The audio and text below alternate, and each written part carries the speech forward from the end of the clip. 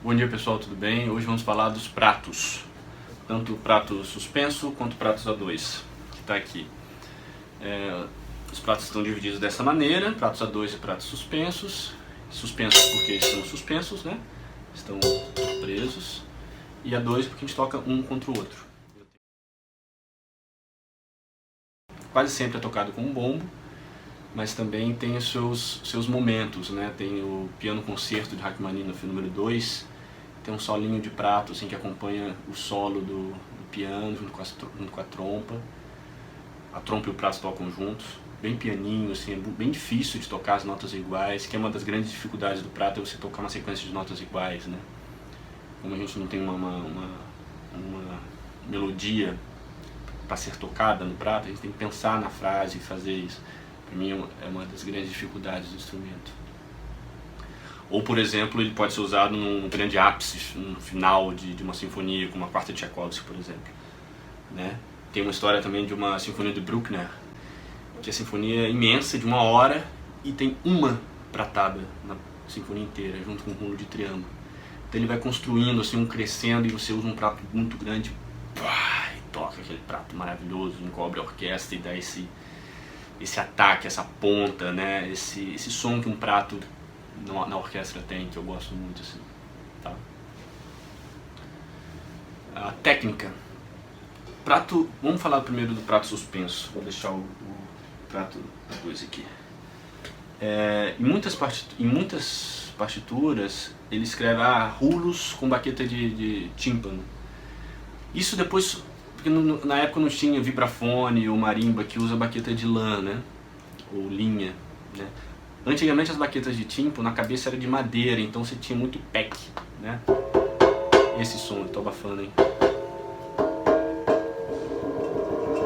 Então para você fazer um rulo bacana, não era e não é assim muito interessante. Eu particularmente não gosto, né? Por exemplo, você fazer um rulo, ou você fazer um rolo com uma baqueta de vibrafone. Como ela é mais pesada e mais sensível aqui, você não precisa nem fazer tanto movimento. Tá? Como às vezes ele pede com baqueta de madeira, eu gosto diferente da bateria, que a gente toca e toca, você tem várias possibilidades, né? Eu vou mostrar nesse prato aqui que você pode ter esse som, esse som. Então só que eu já tenho 3, 4 se eu for entrar na música contemporânea. Então se ele pede um ataque, pá, e abafado, na bateria a gente tocaria, né? Aqui, como a gente quer que o prato vibre bem, é legal você ou toca de lado e tira a baqueta, né? Ou já toca e tira, do que deixar a baqueta como a gente faria na bateria, né?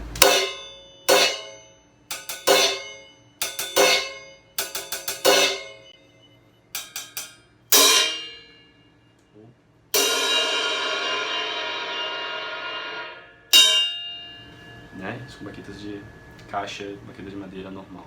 No pratos A2 eu não conheço uma verdade e espero que não exista essa verdade, porque cada um é cada um. Me ensinaram o seguinte: você tem um prato, você segura com os 3 dedos aqui, 1, 2, 3, os 3 finais, e o indicador ele vira só um apoio para sustentar o prato assim, para não ficar assim e você abafar o prato, né? Quanto menos contato o seu dedo tiver com o prato, melhor para que ele soe, né? Eu penso que um prato é o instrumento e o outro é a baqueta. Então um fica teoricamente parado e o outro se movimenta para tocar, né?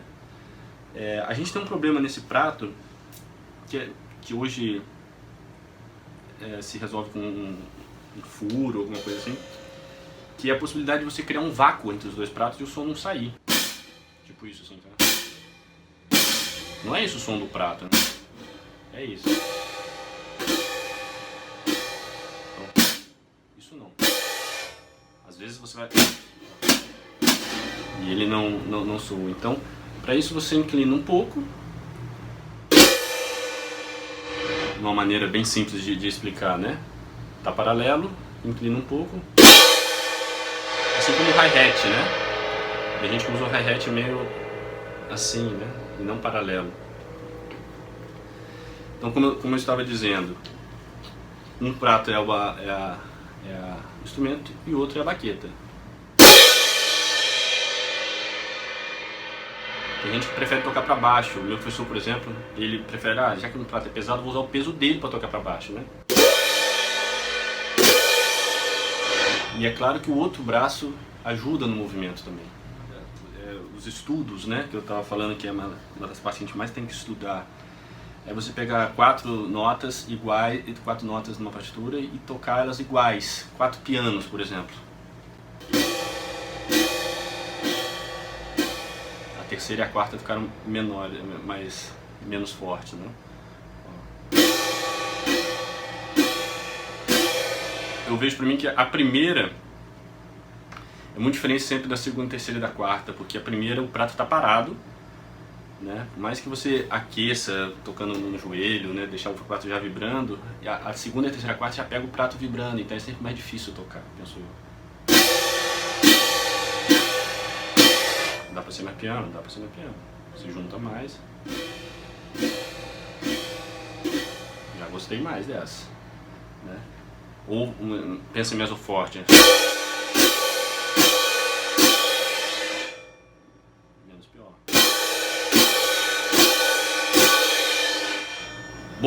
Bom estudo também de prato é você ficar segurando ele, né? Porque às vezes você tem que ficar uma música inteira, 4 minutos tocando prato, e é um instrumento pesado, não sei exatamente quanto pesa, mas é um instrumento pesado. Esse aqui é de 18, então ele é mais leve.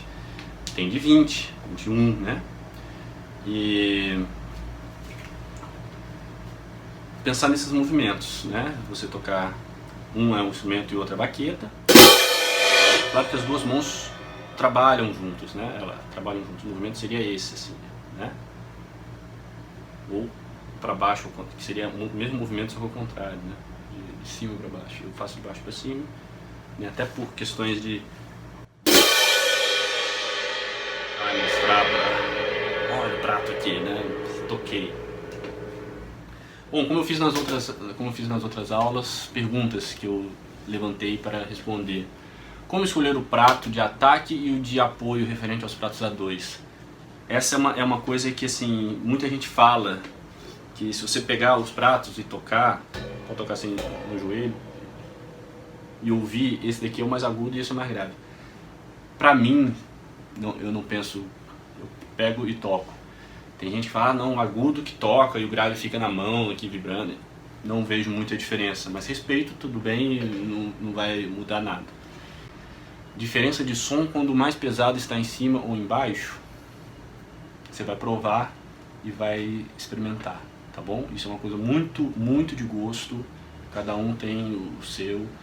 Você vai experimentar, a parte experimentar na percussão é sempre, penso eu, desde uma baqueta, desde o instrumento, desde a posição em relação à orquestra com triângulo, tá? Como tirar um ataque raspando os dois pratos antes do toque? Pois é, tem gente que gosta muito desse som, eu particularmente não gosto, eu vou fazer deu vácuo. Esse como se fosse uma pugiatura, né?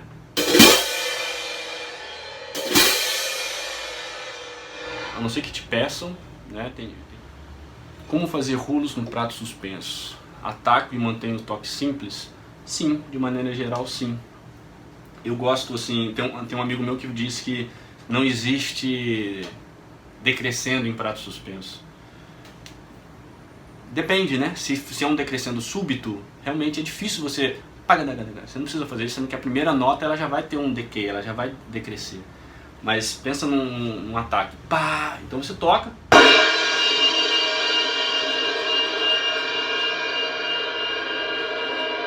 Às vezes até com uma mão, como eu fiz aqui, né? Agora, fazer um crescendo, eu acho que vale a história da caixa também, né? Você pode dar um soquinho no prato para ele já começar a vibrar. A história da caixa que eu falo é aumentar o número de baqueta. E o decrescendo é a mesma coisa, você não precisa articular todas as notas do decrescendo. Se você está no rulo e tem que fazer um decrescendo, Porque o som do prato é o que vale, né? É o som do metal, não é o taca-taca-taca da baqueta. Tanto que quanto menos taca-taca-taca da baqueta você ouvir, é melhor.